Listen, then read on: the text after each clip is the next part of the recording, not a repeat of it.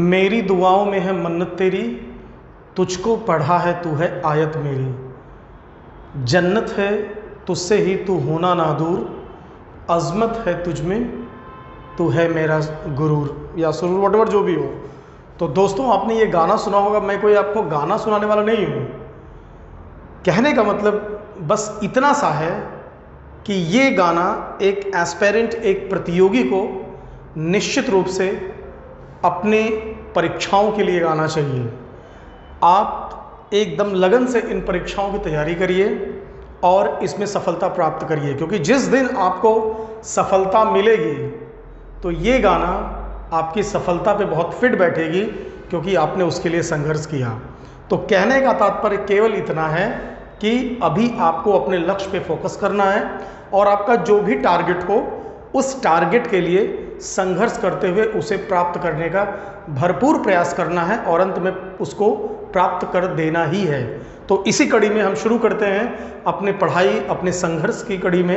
अगला टॉपिक शुरू करते हैं, प्रमुख पर्वत पार्ट 2। कहने का मतलब ये है कि अभी हमने पिछले वीडियो में पर्वत पार्ट 1 की बात की, जिसमें हमने उत्तर भारत के पर्वतों की बात की थी, जिसमें हमने काराकोरम, हिमालय, लद्दाख, जास्कर या कुछ पूर्वांचल नॉर्थ ईस्ट की श्रेणियों के विषय में डिस्कस किया था। आज इस वीडियो में हम पढ़ेंगे अन्य जो बचे पर्वत हैं, या फिर कह सकते हैं दक्षिण भारत के पर्वत या फिर प्रायद्वीप भारत के पर्वत। इन सब के विषय में हम डिस्कस करेंगे कि कौन से चीज़ें कहाँ पर हैं। आप इसको बहुत ध्यान से पढ़िएगा। बहुत प्रयास किया गया है कि मैप को एग्जैक्ट बनाया जाए। जहाँ पर जीपीएस की ज़रूरत थी, जीपीएस से सर्च करके इन मैटर्स को वहाँ पर खंगाला गया और आपके सामने ये सारे फैक्ट एग्जैक्ट फॉर्म में प्रस्तुत किया जा रहा है। तो आप एक चीज़ ध्यान रखिएगा कि बहुत बारीकी से आपको इन पर्वतों को पढ़ना है, क्योंकि इस मैप में अगर ध्यान दीजिए तो केरल तमिलनाडु के बॉर्डर पर, इसके साथ ही आपके तमिलनाडु में और साथ में ये जो आपका सीमांध्र या आंध्र प्रदेश वाला क्षेत्र दिख रहा है, इन सब में बड़ी बारीकी से प्रश्न पूछे जाते हैं। तो आप इन्हें विशेष ध्यान से पढ़िएगा। ज़रूरत पड़ेगी या फिर हम प्रयास करेंगे इन अलग अलग राज्यों का अलग अलग से यहाँ पर मैपिंग करके जो है इन चीज़ों को पढ़ें, जिससे हमारा पर्वतों के संदर्भ में या पर्वतों के सापेक्ष जो भी लोकेशन की बात है, जो भी नॉलेज की बात है, वो एग्जैक्ट यहाँ पर एकदम फिट बैठे। तो आइए हम शुरू करते हैं और इस सेक्शन में सारी चीज़ों को पढ़ने का प्रयास करते हैं। तो दोस्तों, दक्षिण भारत के पर्वतों के अध्ययन में हम सबसे पहले कर्नाटक, केरल, तमिलनाडु, इनके मैप का अध्ययन करेंगे और यहाँ पर स्थित पहाड़ियों के विषय में समझने का प्रयास करेंगे, जिसके लिए हमारे पास एक ये बड़ा मैप है जिसका हमको इस पूरे वीडियो में, इस सेशन में अध्ययन करना है। और उसके शुरुआती कुछ पार्ट का यहाँ जूम मैप है, जिस पे हम डिटेल में बात करेंगे कि कौन सा पर्वत कहाँ पर कैसे स्थित है। मैंने ये फिगर बना लिया है। इस फिगर की बात करें तो ये फिगर आप देखिए, ये पोर्शन देख रहे हैं, ये पोर्शन, इस पोर्शन से ये फिगर निकला हुआ है। अगर ये लाइन आप देख रहे हैं तो ये केरल तमिलनाडु का बॉर्डर है, और इसी तरह ये लाइन जो है केरल, तमिलनाडु, कर्नाटक, इसका एक तरह से इस एरिया का पोर्शन मैंने यहाँ से लिया हुआ है। इसी क्रम में हम बात करते हैं अध्ययन की। तो हमने यहाँ कुछ प्रमुख डिस्ट्रिक्ट या कुछ प्रमुख क्षेत्रों को भी लिख लिया है, जिससे हमारा कोई कंफ्यूजन ना हो लोकेशन को लेके। तिरुवनंतपुरम केरल में, मदुरै, तिरुचिरापल्ली, तंजावुर, कोयम्बटूर हो गया, मैसूर कर्नाटक का और बेंगलोर कर्नाटक का क्षेत्र है, और यहाँ पर चेन्नई जो कि आपके तमिलनाडु की राजधानी है। इसी क्रम में हम बात करते हैं। अब आप ध्यान से देखिए, जो रेड कलर से बना हुआ है ये वास्तव में वो पर्वत है जिनके विषय में हमें अध्ययन करना है। तो अगर इस पे हम ध्यान दें तो ये आप जो रेड कलर देख रहे हैं यहाँ पर, इस पर्वत का नाम है आपका कार्डम, कार्डम, या फिर कह सकते हैं इलायची, इलायची की पहाड़ियाँ। ठीक है, ये कहाँ पर है?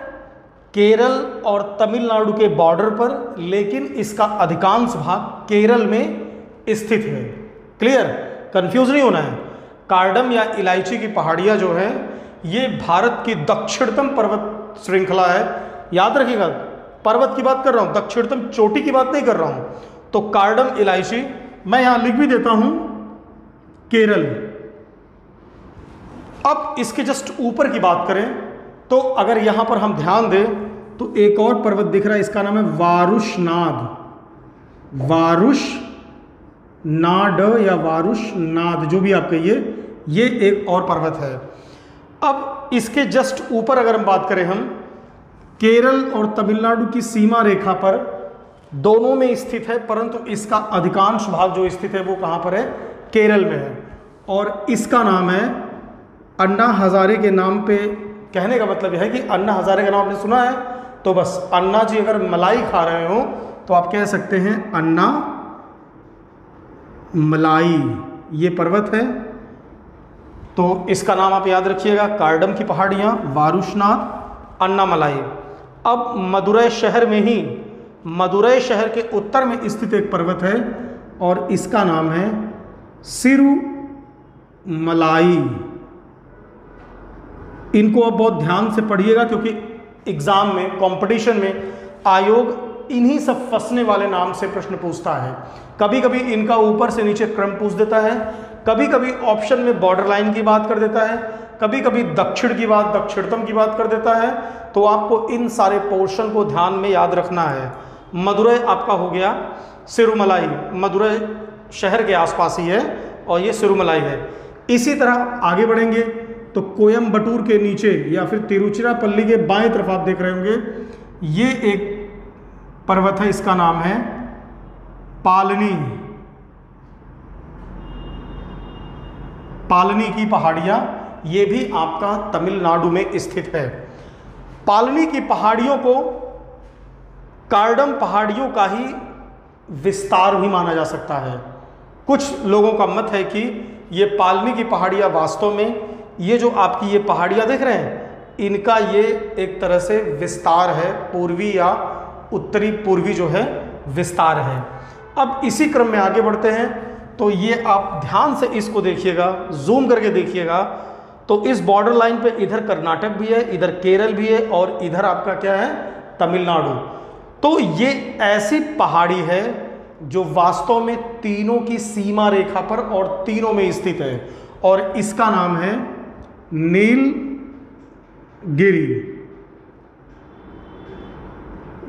यहीं पर डोडा नामक जनजाति भी रहती है जिसमें बहुपति प्रथा का प्रचलन होता है। ये सब खैर हम जनजातियों वाले सेक्शन में बात करेंगे। फिलहाल नीलगिरी पर्वत, अन्नामलाई, आपका कार्डम पहाड़ियाँ, वारुषनाद और साथ में सिरुमलाई, पालनी। नीलगिरी पहाड़ी की विशेषता यह है कि ये तीनों में स्थित है, लेकिन इसका अधिकांश भाग देखा जाए लगभग 70% पोर्शन ये आपका स्थित है कहाँ पर? तमिलनाडु में। तमिलनाडु से कम में अगर बात की जाए तो कहाँ पर है? कर्नाटक में। उससे कम की बात की जाए तो केरल में है। कहने का मतलब ये है, ये तीनों की सीमा पर स्थित है, लेकिन इसका अधिकांश भाग तमिलनाडु में स्थित है। उससे कम मात्रा में भाग कर्नाटका में स्थित है और उससे कम मात्रा में केरल में स्थित है। अगर एग्जाम में ये तीनों ऑप्शन में होते या कोई भी दो ऑप्शन में होता है तो आप तमिलनाडु पे क्लिक करेंगे।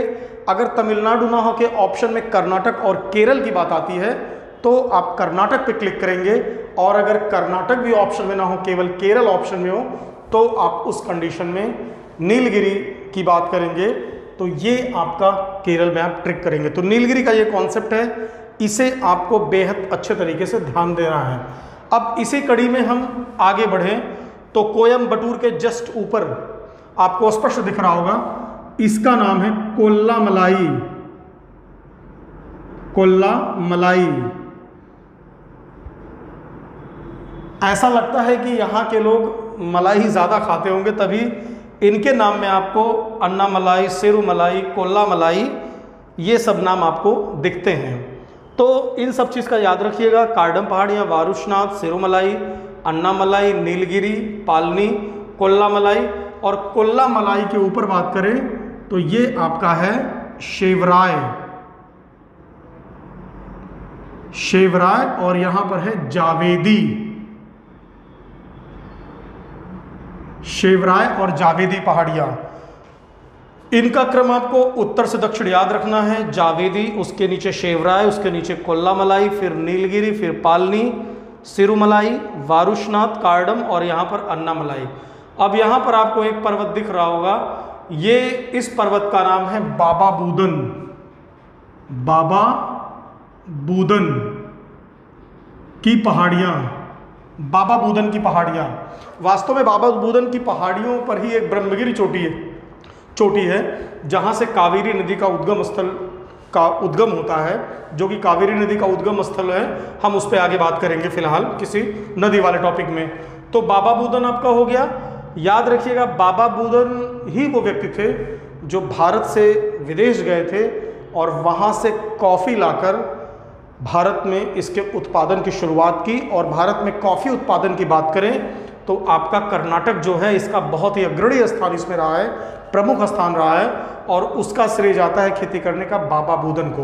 तो ये बाबा बूदन की पहाड़ियाँ हैं, जावेदी की पहाड़ी, शेवराय की पहाड़ी, इन सब केरल की पहाड़ियों को आप बहुत बारीकी से ध्यान दीजिएगा, बारीकी से पढ़िएगा, ये आपके कॉन्सेप्ट को बहुत हद तक क्लियर कर देंगे। इस कड़ी में आइए हम अब आगे बढ़ते हैं और अपने पर्वतों वाले चैप्टर को आगे बढ़ाते हुए इसमें हम आंध्र प्रदेश, तेलंगाना, महाराष्ट्र, इन सब पर्वतों का अध्ययन करते हैं।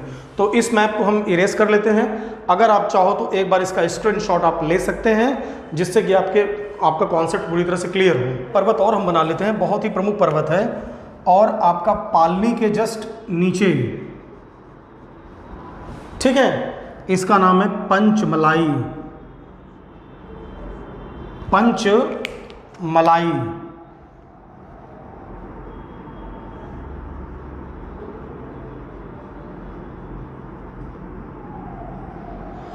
अब आप इसका स्क्रीनशॉट लीजिए, फिर हम अगले सेशन में जो है आंध्र प्रदेश और इन सब पर्वतों की बात करते हैं।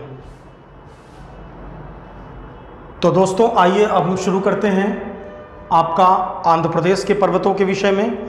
हमने यहाँ पर एक मैप बनाया हुआ है, ध्यान दीजिएगा, ये पूरा पुराना वाला आंध्र प्रदेश है, परंतु तेलंगाना के विभाजन होने के पश्चात ये तेलंगाना वाला पोर्शन है जो इस आंध्र प्रदेश से कटकर अलग हुआ है। ये पूरा आपका तटवर्ती क्षेत्र, ये आपकी बंगाल की खाड़ी है, और ये जो आपका पहाड़ी क्षेत्र पूरा है, पठारी क्षेत्र है, ये तेलंगाना हो गया। हालांकि ये भी पठार पहाड़ है, लेकिन ये अब घिस गया है, तो हम इसी की बात करेंगे। इसके नीचे तमिलनाडु, जिसके पर्वतों की हमने बात की, आपने वहाँ शेवराय, जावेदी या पंचमलाई, शिरुमलाई, वारुशनाग, इन सब पर्वतों के विषय में पढ़ा। कर्नाटक बाबा बूदन के विषय में पढ़ा, तो हम इसकी बात करते हैं। तो अगर हम तमिलनाडु और आंध्र प्रदेश के बॉर्डर की बात करें तो यहां पर आप ध्यान देंगे तो जो पर्वत यहां पर है, देख रहे हैं यहाँ नीचे एकदम तमिलनाडु के जस्ट बॉर्डर पर है,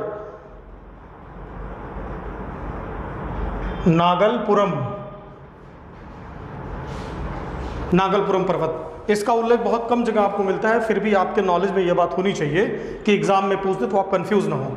जस्ट इसके ऊपर देखेंगे, ये नागरी की पहाड़ियां हैं। नागरी की पहाड़ियां भी तमिलनाडु और आंध्र प्रदेश की सीमा रेखा पर है, और ये अक्सर शेवराय, जावेदी और नागरी के रूप में एक साथ उल्लिखित की जाती हैं। और इस नागरी और नागलपुरम की बात करें तो यहाँ पर ध्यान दीजिएगा, आपका जो पर्वत है इसका नाम है पालकोंडा।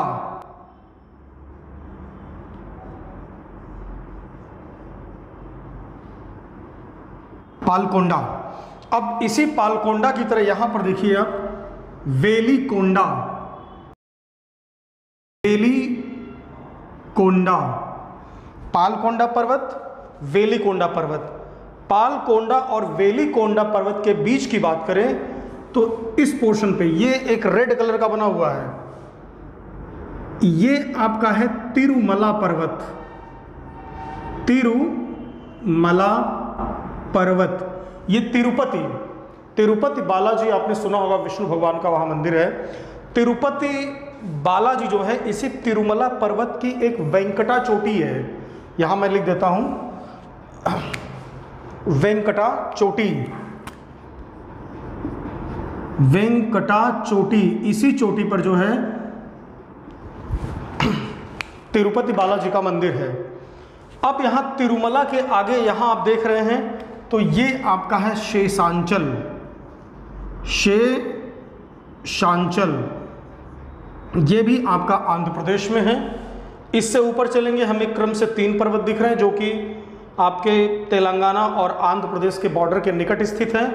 अगर हम इस पर्वत की बात करें तो ये नल्ला मल्ला का पर्वत है, नल्ला मल्ला के पर्वत है। यहाँ घनघोर पर्वतीय जंगल भी है, जहाँ पर आज के लगभग 15 वर्षों पहले, जहाँ तक मैं याद कर पा रहा हूँ, 15 वर्षों पहले आंध्र प्रदेश के मुख्यमंत्री का, तब तेलंगाना का विभाजन नहीं हुआ था, आंध्र प्रदेश के मुख्यमंत्री का हेलीकॉप्टर बारिश में फंस गया था और वो क्रैश कर गया था।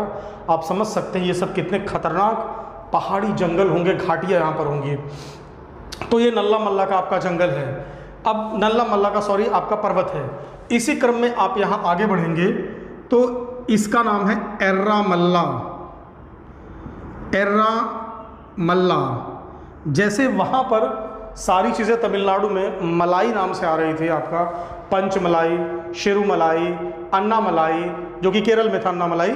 इसी तरह यहाँ पर आप देखेंगे तो एर्रा मल्ला, नल्ला मल्ला, ये सब इस तरह के नाम आपके आ रहे हैं। और अगर ये बीच में आप नल्ला मल्ला और एर्रा मल्ला के बीच की बात करेंगे, इस पर्वत की बात करेंगे तो इसका नाम है लंका मल्ला। लंका मल्ला, ठीक है।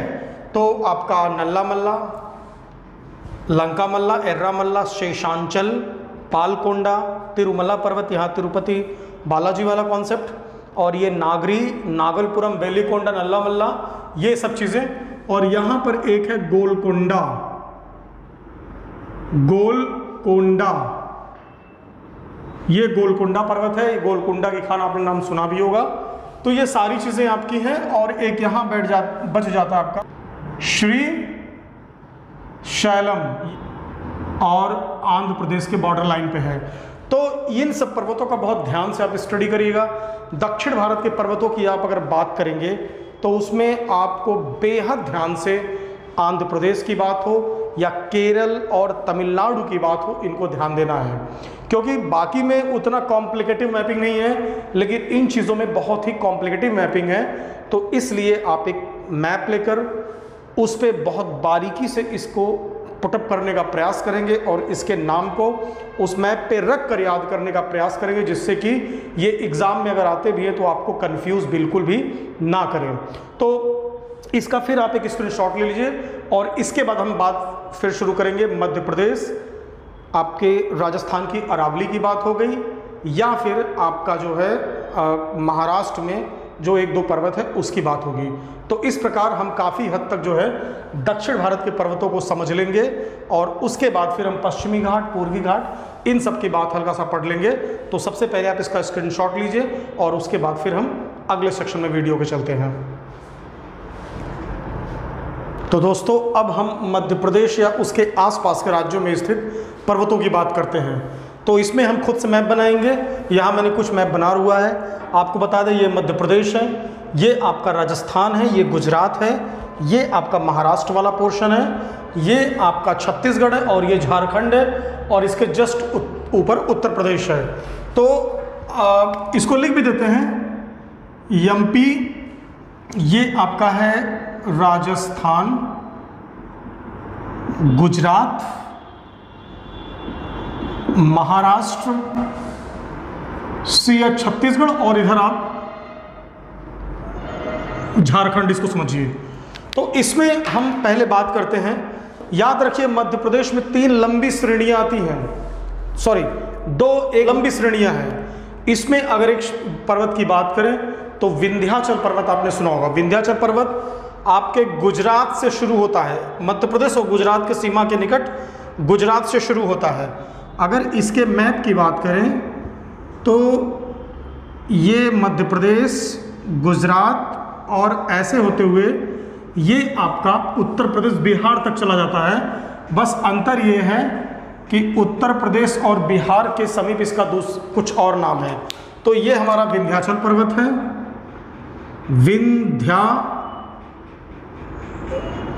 विंध्याचल पर्वत है, और इसी का यहाँ विस्तार है कैमूर पर्वत। कैमूर पर्वत, विंध्याचल पर्वत गुजरात, मध्य प्रदेश, उत्तर प्रदेश, बिहार में स्थित है।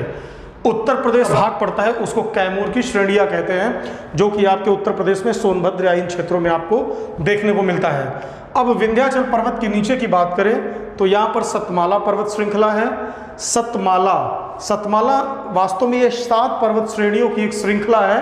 अगर सतमाला को हम थोड़ा सा अलग अलग करके देखें तो इसकी सबसे पहले गुजरात और यहाँ पर एक यहाँ पर पड़ जाता है। इसके बाद दूसरा आप देखेंगे तो दूसरा इस पोर्शन में है। तीसरा आपका ये है, चौथा और 5वीं श्रेणी, और इसके बाद आप यहां देखेंगे झारखंड में आपका, ठीक है। और इसके साथ ही छत्तीसगढ़ में भी इसकी रामगढ़ की पहाड़ियां आपने नाम सुना होगा। तो अगर हम ये पूरा आपका सतमाला श्रेणी है, सतमाला मतलब 7 श्रेणियों की 7 पर्वतों की श्रृंखला, इसका नाम है राजपीपला,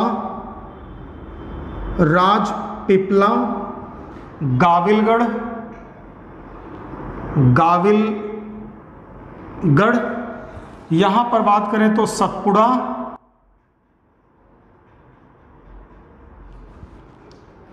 इसको बोलते हैं महादेव, जहां पर सबसे ऊंची चोटी है पूरे मध्य प्रदेश की, धूपगढ़ चोटी आपने नाम सुना होगा।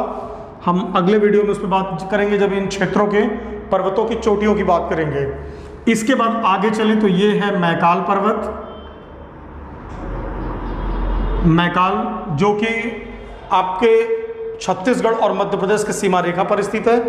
इसी के साथ एक कदम और आगे बढ़ेंगे तो यहाँ पर रामगढ़ की पहाड़ियाँ हैं। रामगढ़ आपने नाम सुना होगा, शोले फिल्म में रामगढ़ की मौसी थी, तो उस नाम से इसको हम याद कर सकते हैं, रामगढ़ की पहाड़ियाँ छत्तीसगढ़ में। और इसी का जब विस्तार और चलेगा, झारखंड जो कि बिहार से कट के अलग हुआ है, तो यहाँ पर उसको बोलते हैं राजमहल की पहाड़ियाँ, राजमहल की पहाड़ियाँ। और जब इसी राजमहल की पहाड़ियों का आगे विस्तार होगा तो आप देखेंगे इस मैप में, तो इस मैप में देखेंगे राजपीपला, गाविलगढ़, सतमाला, महादेव, मैकाल, रामगढ़, राजमहल, और यही आगे जाकर अगर आपको याद होगा पिछले वीडियो में गारो खासी जयंतिया मेघालय मैंने बताया था, तो इसी का विस्तार आगे जाके गारो खासी जयंतिया के रूप में मेघालय में परिलक्षित होती। कहने का मतलब ये है कि जो गारो खासी जयंतिया वो हिमालय का भाग न होके वो वास्तव में प्रायद्वीपीय पठार के पहाड़ियों का ही एक भाग है। तो याद रखिएगा, विंध्याचल पर्वत, कैमूर उसी का एक विस्तार है। और ये पूरा आपका जो है ये सेक्शन जो आप यहाँ पूरा पर्वत देख रहे हैं, ये सभी सतपुड़ा पर्वत के अंतर्गत आते हैं। और आपको एक अदर नॉलेज के विषय में बता दूं, वैसे यहीं पर से जो है इन्हीं के बीच में से एक नदी बहती है और इसका नाम आपने सुना होगा नर्मदा नदी, नर्मदा रिवर इन्हीं के बीच से बहती है। इन दोनों के बीच जो गैप है अर्थात जो भ्रंश है उसी के बीच में से बहती है और यहाँ गुजरात होते हुए अरब सागर में गिर जाती है। इस पर चर्चा हम बाद में करेंगे, नदियों के चैप्टर में ही हम अच्छे से बात करेंगे कि भ्रंश से बहती है और ये रिफ्ट वैली, ये सारी चीज़ें अन्य।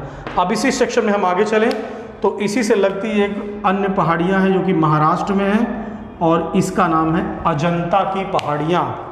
अजंता की गुफाएं आपने नाम सुना होगा, जो कि बौद्ध धर्म के उस गुफाओं में बौद्ध धर्म से संबंधित चित्र आलेखों के विषय में स्पष्ट उल्लेख मिलता है या उसके फिगर उस पर बनाए गए हैं। तो अजंता की पहाड़ियाँ बौद्ध धर्म से संबंधित है, जो कि महाराष्ट्र के होशंगाबाद जिले में है। तो ये आपने हिस्ट्री में इन चीज़ों को आपने पढ़ा होगा। अब इसके बाद महाराष्ट्र में ही बात करें तो महाराष्ट्र मतलब इस पोर्शन की बात कर रहे हैं, यहाँ पर 2 और पर्वत श्रृंखलाएँ हैं। एक आपका है बालाघाट और एक है हरिश्चंद्र पर्वत श्रृंखला। इसको ऐसे देख लीजिएगा, यहाँ मैं नोट कर देता हूँ बालाघाट और ये आपका है हरिश्चंद्र चंद, ये आपकी ये पहाड़ियाँ हो गई। तो कुल मिलाकर हमने इस सेक्शन में इन सब पहाड़ियों की बात की। अभी भी एक दो पहाड़ी बच रही हैं। अगर आप राजस्थान की बात करें तो राजस्थान में ध्यान दिया जाए तो अरावली पर्वत आपने नाम सुना है, जो कि भारत की प्राचीनतम पर्वत है। घर्षित पर्वत है। घर्षित पर्वत का मतलब ये है कि ये बहुत प्राचीन, सबसे पुरानी पर्वत श्रृंखला है। और घर्षित मतलब ये समय के साथ घिस गया है, नदियों ने या हवा ने अपने प्रभाव से घिसते घिसते घिसते घिसते इसको लगभग एक छिछले पठार के रूप में बना दिया है। तो अरावली पर्वत की ये बात है। अब अरावली पर्वत के विस्तार की हम बात करें तो अरावली पर्वत आपका अहमदाबाद, गुजरात के आसपास, गुजरात के एक बड़े शहर अहमदाबाद से होकर निकलती है, या फिर मतलब वहाँ से इसका विस्तार होता है। और 80% राजस्थान में ये स्थित हैं। ये अपने विस्तार को बढ़ाते हुए दिल्ली और दिल्ली के साथ हरियाणा के दक्षिणी भाग की तरफ भी निकल आगे बढ़ जाती है। ये आपकी अरावली, इसके विषय में आपने काफ़ी जगह पढ़ा भी होगा, लेकिन याद रखिएगा अरावली का विस्तार मुख्य रूप से राजस्थान में है, परंतु ये गुजरात में भी कुछ पोर्शन पे है, दिल्ली में भी है। दिल्ली में आपने राष्ट्रपति जो भवन आपका है रायसीना की पहाड़ियों पर स्थित है।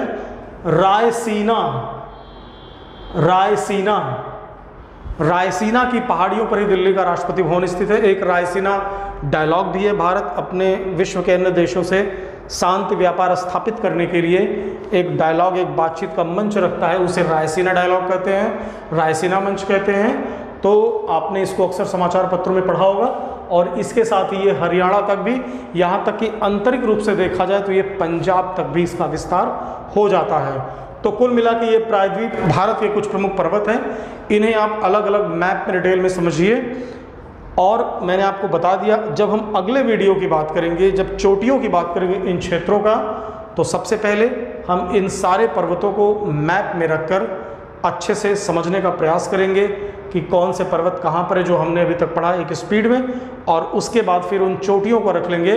तो इस प्रकार अगर आप पिछले वीडियो उत्तर भारत के पर्वत और चोटियाँ, और इस वीडियो उत्तर भारत के दक्षिण भारत के पर्वत, और इसके साथ ही जो अगला वीडियो होगा दक्षिण भारत की चोटियाँ, इसको आप पढ़ लेंगे तो पर्वतों और चोटियों के विषय में आपका कॉन्सेप्ट पूरी तरह से क्लियर हो जाएगा।